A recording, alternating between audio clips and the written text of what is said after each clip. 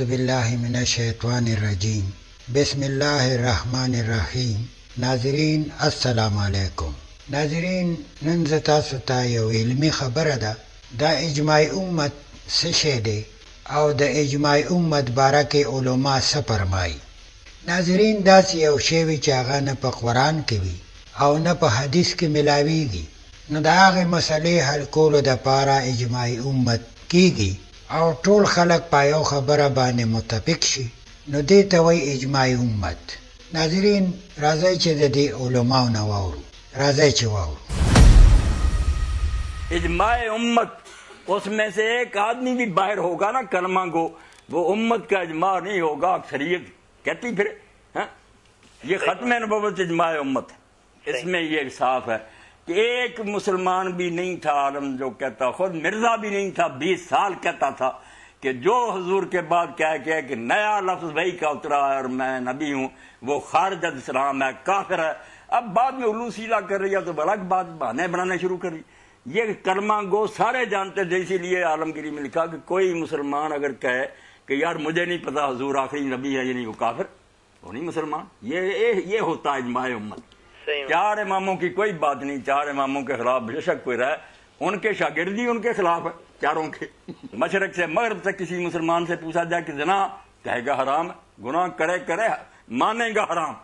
ایسی باتوں کو جو رد کرے وہ پھر یہی مطلب ہے کہ مسلمان نہیں رہنا چاہتا. ناظرین دا تاسو واورېدل. راځئ چې اوس دې عالم صاحب نه واورو چې دی په دې باره کې څه وایي. راځئ چې واورو. اجماع امت کا آپ نے لکھا جی اجماع حجت ہے. اجماع کا مطلب اجماع بریلویہ، اجماع حنفیہ، اجماع اہل حدیثیہ نہیں ہے. پوری امت ایک بات کرتی ہو، پوری امت ایک بات کرتی ہے کہ نماز کے بلا رخ پڑھنی ہے، اجماع ہے. پوری امت یہ بات کرتی ہے کہ فرض نماز کی 17 رکھتے ہیں، 2 فجر 4 ظہر 4 عصر 3 مغرب 4 عشاء، اجماع ہے. لیکن مجھے بتائیں پوری امت کیا یہ بات کہتی ہے کہ فرض نماز کے بعد اونچی آواز سے آپ نے لا الہ الا اللہ کا ورد کرنا ہے؟ تو کوئی اجماع نہیں ہے. ہاں اگر کسی گاؤں میں صرف بریلویوں کی مسجدیں ہیں تو اس گاؤں میں تو اجماع ہوا ہے.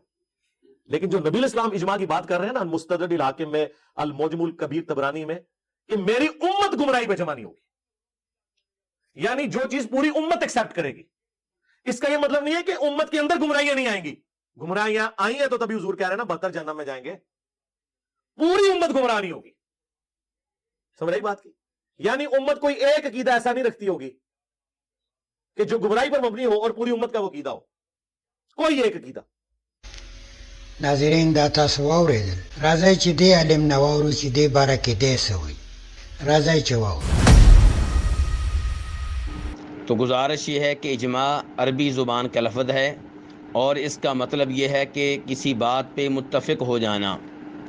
جب علماء کرام اجماع کا لفظ اپنی گفتگو میں یا اپنی کتابوں میں استعمال کرتے ہیں تو وہ اس سے مراد یہ لیتے ہیں کہ کسی مسئلے میں آپ علیہ الصلوۃ والسلام کی وفات کے بعد آپ کی امت کے کسی ایک زمانے کے مجتہدین کا متفق ہو جانا.